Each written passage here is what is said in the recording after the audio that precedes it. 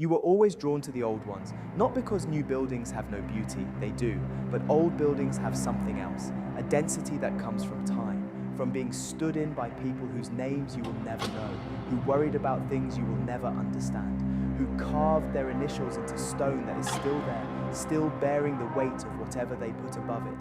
You grew up in the presence of this feeling without having words for it. The neighborhood church muffled the sound of traffic when you stepped inside. The train station made you feel like you were part of something that had been going on for a long time. You studied architecture because you wanted to understand what buildings were made of.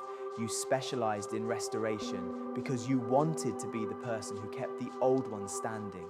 Most people, when you tell them what you do, say, "Oh, so you renovate old buildings?" And you say yes, essentially, because the full answer takes longer than the moment allows. The full answer is this: you are a forensic detective, a material scientist, a historian, a structural diagnostician, a regulatory navigator, and a craftsperson's translator all at once. You begin every project the same way, by reading the building itself, not the plans, if plans even exist, but the way a crack runs and the color variation in a section of brick, the depth of patina on a stone surface that contradicts the official construction date by decades, the original square nails and the lime mortar softer than the stone it holds, which is why the building is still standing. Buildings talk, and you have spent years learning how to listen. What you see that nobody else sees is a history written across surfaces every day people walk past. A bricked up window tells you the original use was something else. The ghost of a doorway in a different color reveals a renovation from 50 years ago. Decorative stonework, subtly inconsistent on one face, suggests a repair after a fire that history did not record. Most people walk past every day and hear nothing. Every decision you make on a federally or state-listed historic structure is governed by the Secretary of the Interior's Standards for the Treatment of Historic Properties. This is a document most architects never read. You have it memorized. The standards say, preserve what is there, repair what can be repaired, replace only what cannot. And when you replace, do it in a way that is distinguishable from the original. Honesty about what is old and what is new is itself a form of respect for the building's history. This sounds straightforward. It is rarely straightforward. When a section of 19th century terracotta ornamentation has failed and must be replaced, you cannot simply order a modern equivalent. You have to source or commission terracotta made to match the original's specific clay composition, firing temperature, and surface treatment. You have to find craftspeople who still know how to install it. You have to convince a building owner that this will cost 4 times what a modern substitute would cost. You have to explain that the 4 times is justified and that you are not being precious, you are being accurate. Most of the time, you win that argument. Sometimes you don't. And the building carries the compromise in its fabric for the next 100 years. Let's talk about money, because the gap between what this profession offers the world and what the world offers back is one of the defining realities of the career. The national median salary for a historic preservation architect in the United States in 2026 is $61,835 a year.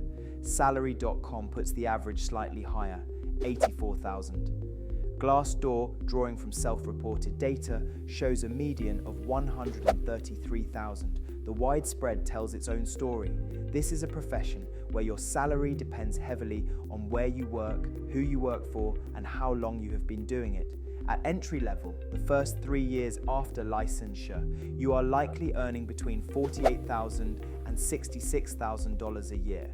This is below the national median household income. You have spent 6 to 8 years in higher education to get here. You have an architecture license and a graduate specialization in historic preservation.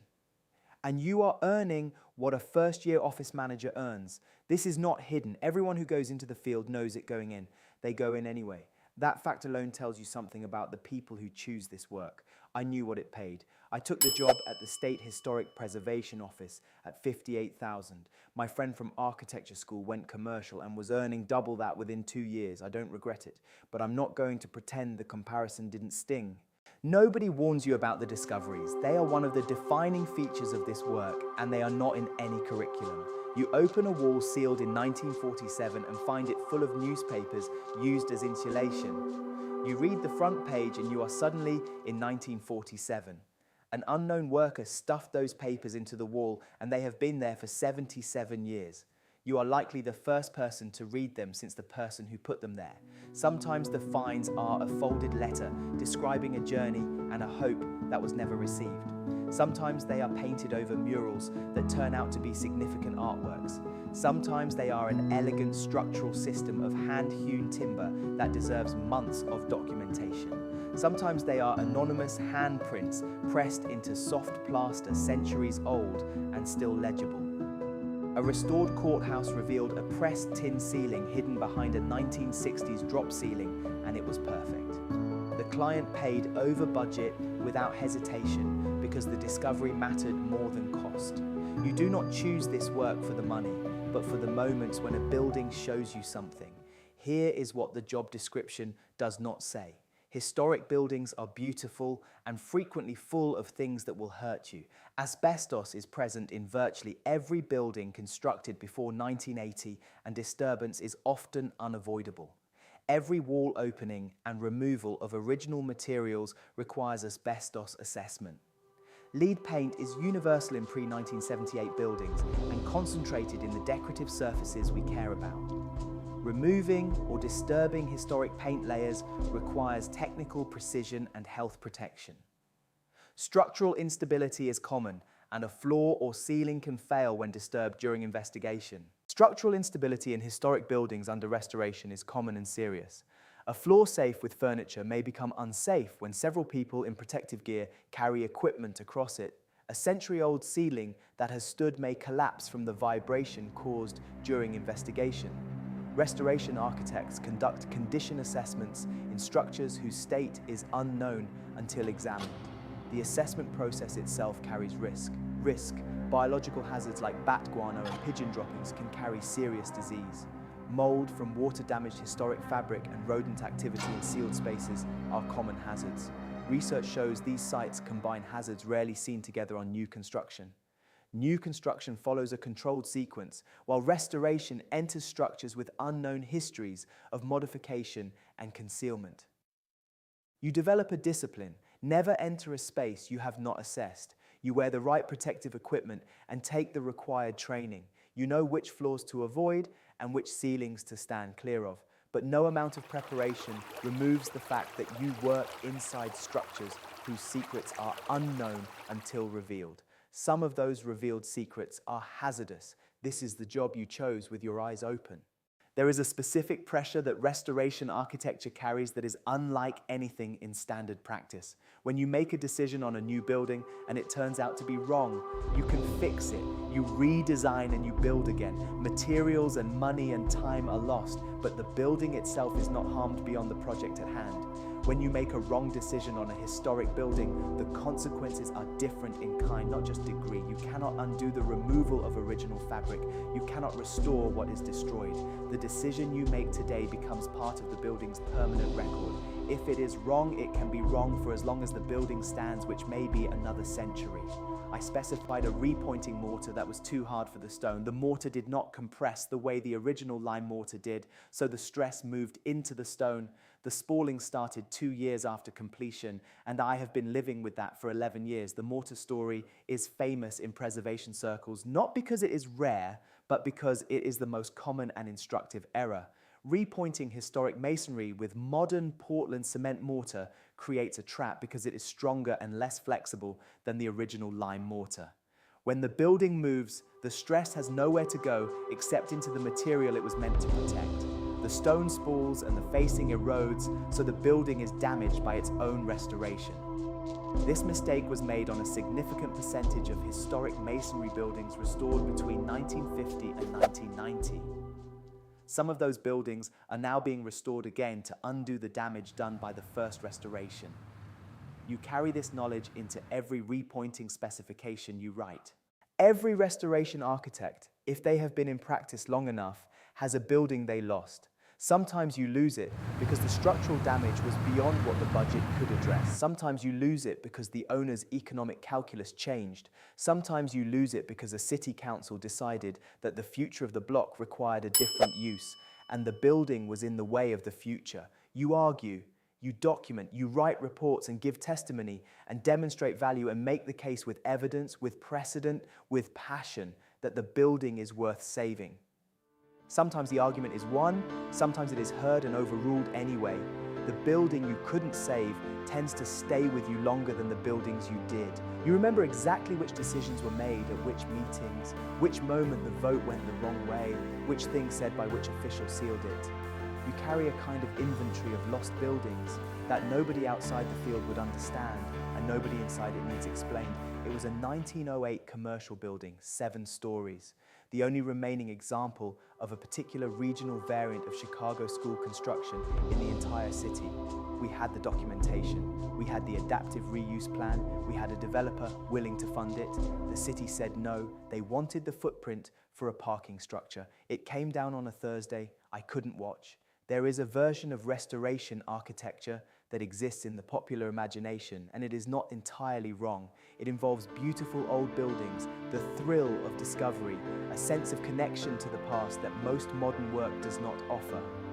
People who romanticize this work are not wrong about those things. The thrill of finding original fabric behind a later accretion is real. The connection to the past is real. The beauty is real.